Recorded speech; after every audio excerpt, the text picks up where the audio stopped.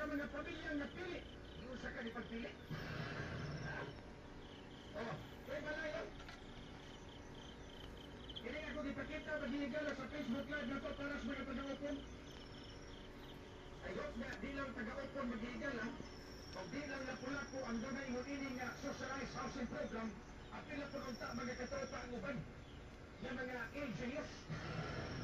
Ngayon na rin magigala ang mayos lapu-lapu nga doon ako may initial usak kagatos ka mga pamilyang napili. Pag kanito ng 100 families nagagikan sa mga gihulagway critical coastal communities, mga kaigsunan, including Sitio Tamansi, sa Barangay Pahok.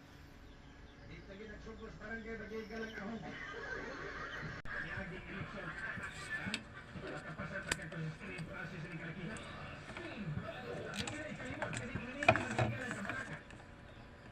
Now, Aaron Chan, sa Pikas Bahin, ang atong kongresista Gaston Cornelion, other beneficiaries will be selected from identified shoreline communities in Barangay Pusok, Barangay Ibo, Barangay Buaya, and Barangay Mactan.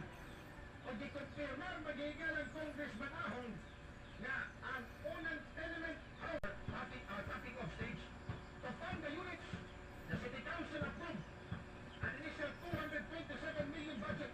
Kinig libre ni. Di siguro na libre. Tagpila may mantiyan. Basta man magigala kinig